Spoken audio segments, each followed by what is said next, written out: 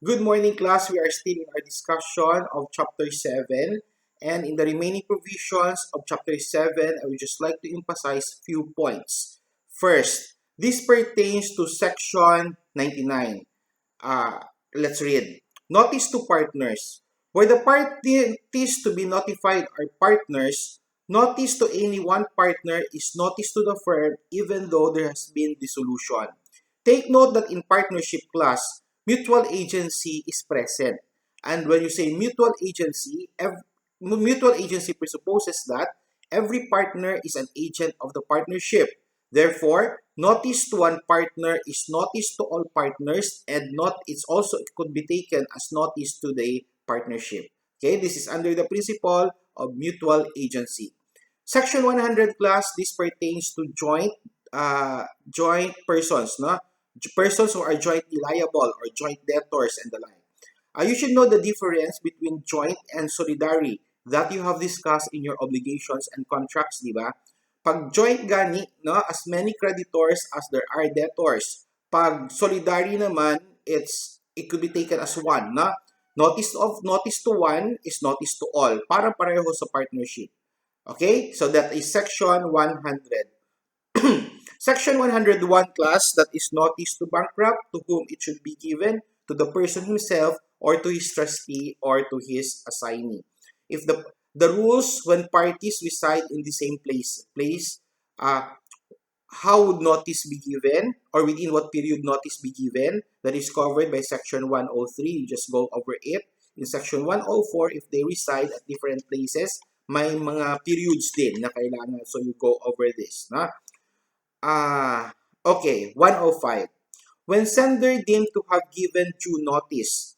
When notice of dishonor is duly addressed and deposited in the post office, the sender is deemed to have given due notice, notwithstanding the miscarriage in mail. Usually, class, when we send notices, we do it by a registered mail with return address, return card, no? Para sigurado talaga na natanggap niya, no? But nevertheless, even if there is miscarriage in mail, if you could prove that you have deposited the notice in the post office, then that is sufficient.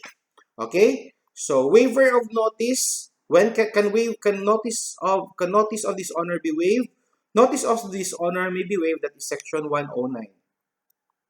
Either before the time of giving notice has arrived or after the omission to give due notice, and the waiver may be expressed or implied. Okay. Ito, importante class, 114, na? Notice need not be given to the drawer. When notice of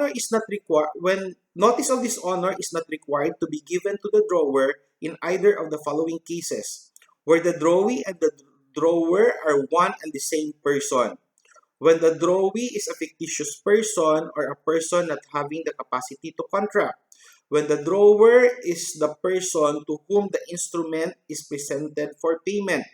And letter D, when the drawer has no right to expect or require the drawee to accept or drawee or acceptor will honor the instrument. Now, and letter E, where the drawee has countermanded payment. Okay, these are the instances where notice need not be given to the drawer. Okay, 115, when notice need not be given to the endorser. Notice of dishonor is not required to be given to the endorser in either of the following cases. When the drawee is a fictitious person or a person not having the capacity to contract and the endorser was aware of that fact at the time he endorsed the instrument. Or letter B, where the endorser is a person to whom the instrument is presented for payment. Letter C, where the instrument has been made or accepted for his accommodation. So these are the instances where notice need not be given to the endorsers. Okay, section 111 class, now waiver of protest. But before we discuss section 111, in relation to section 118, let us discuss first the difference between notice and protest.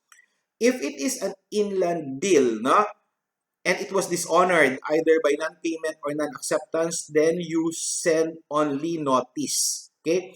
Ang notice class, walang required form yan siya. You just notify. Na?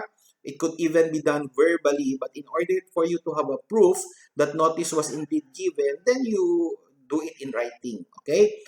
Sa protest naman, protest is sent if it is a foreign bill.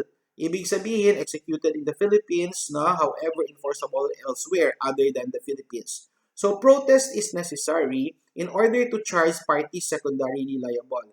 Pag inland, it is notice of dishonor. Pag foreign, it is protest. Okay, take note of that. The protest is done by the notary public and it follows required form. Na in my 20 years of being a lawyer class, siguro mga 5 protest pa lang ang nagagawa ko. No? Hindi siya ganun ka-common na gina-practice. Anyway, Section 111, Waiver of Protest. So, you know the difference, class, ha? You send protest if it is a foreign negotiable instruments, and you send only notice if it is an inland negotiable instrument. Okay, Section 111. The waiver of protest, whether in case of foreign bill of exchange or other negotiable instrument, is deemed to be a waiver not only of the formal protest, but also of the presentment of notice of dishonor. Okay, so foreign bills of exchange, let us define now before we proceed further. Protest is necessary only in the case of foreign bills of exchange, which may have been dishonored by non-acceptance or non-payment, as the case may be. If it's not so protested, the party secondarily liable, that is, no, the drawer and the endorser are discharged. Okay, that is Section 152. No?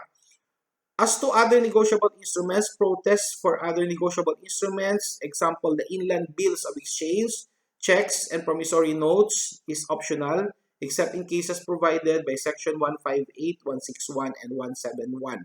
So you have to take note of these sections now where protest is still necessary.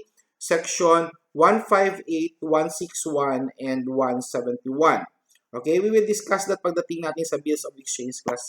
But suffice it to say that in protest that is applicable for foreign bill and is usually executed by a notary public. When protest need not be made, when must be made. Where negotiable instrument has been dishonored, it may be protested for non-acceptance or non-payment as the case may be, but protest is not required except in case of foreign bills of exchange.